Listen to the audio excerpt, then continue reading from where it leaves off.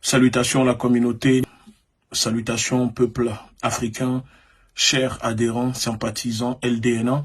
C'est votre camarade panafricaniste Egouti Béanzan, leader fondateur de la Ligue de défense noire africaine et membre de la confrérie des frères panafricains. Avant de commencer cette vidéo qui traite la mort, l'assassinat du président haïtien, au nom de la Ligue de défense noire africaine et de la confrérie des frères panafricains, je tenais à faire nos sincères condoléances au peuple haïtien et nos saluts affectueux à la population, parce que c'est très terrible ce qui se passe en Haïti. Je sais que les panafricanistes, nous sommes très peu à parler de ça, de ce qui se passe en Haïti. Malheureusement, ça n'intéresse pas grand monde. C'est comme ce qui se passe sur le continent africain. Mais depuis quelques jours, nous sommes témoins de ce que on peut qualifier d'assassinat.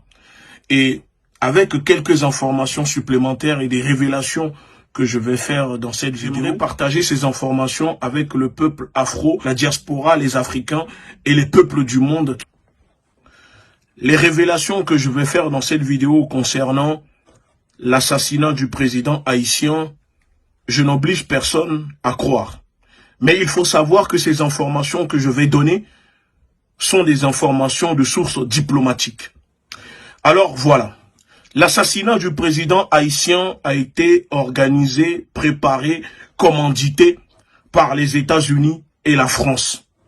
Et de plus, je peux l'affirmer que le président haïtien a été prévenu par les services de renseignement vénézuéliens et russes de l'assassinat imminent programmé contre sa personne.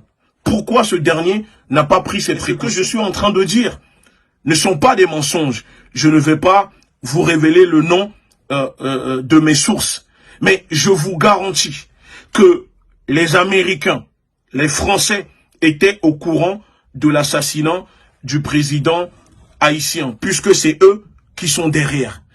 Étant donné que le Venezuela et la Russie ont pris le temps de prévenir la présidence haïtienne de ce qui se préparait contre le président haïtien, la question que moi, je pose ici au public, au gouvernement haïtien, comment se fait-il que le soir de sa mort, la sécurité composée par les Américains, ont abandonné, déserté la surveillance du président? Ce sont des informations que je révèle aussi directement dans cette vidéo. Oui, le soir de l'assassinat de ce président, bizarrement, il n'y a pas eu d'échange de coups de feu entre la garde rapprochée du président haïtien et les commandos colombiens, français, américains qui sont venus l'assassiner. Et c'est ça que le peuple, la question que le peuple doit se poser, c'est là-dessus. Comment se fait-il qu'un président d'un pays, parce que le président haïtien était le président le plus sécurisé dans les Caraïbes, comment se fait-il que ce soir-là, bizarrement, sa garde rapprochée s'est volatilisée? Parce que parmi sa garde rapprochée, il y a des personnes qui ont collaboré pour permettre aux commandos colombiens, français, américains de tuer le président haïtien.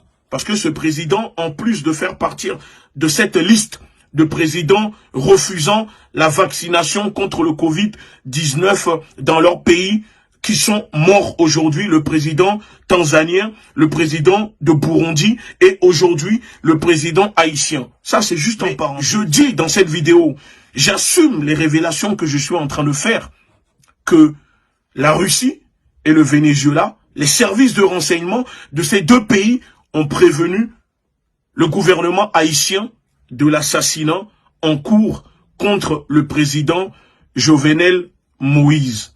Je le dis parce que je le sais.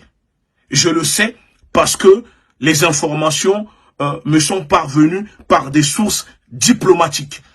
Libre maintenant au peuple haïtien ou aux personnes qui regarderont cette vidéo de croire ou de ne pas croire. Pour finir, je demande à la jeunesse haïtienne à la population haïtienne de se mettre debout, de sortir dehors pour réclamer le départ de ces entités qui occupent leurs terres. Parce qu'aujourd'hui, après la mort, l'assassinat de ce président, les États-Unis et la France essayent de placer leurs pions à la tête de ce pays. Et c'est le moment pour le peuple haïtien de se lever pacifiquement et de montrer leur colère contre les intérêts des Français et des Américains dans leur pays. On ne peut pas continuer comme ça à tuer vos frères, vos semblables, et vous allez rester les bras croisés à les regarder. Qu'on soit d'accord ou pas avec ce président, les États-Unis ni la France n'ont pas le droit de venir le faire assassiner. Et le show télévisé qu'ils sont en train de vous faire en vous exhibant ces soi-disant commandos, ça c'est juste pour vous enfumer. Il faut savoir qui sont les commanditaires.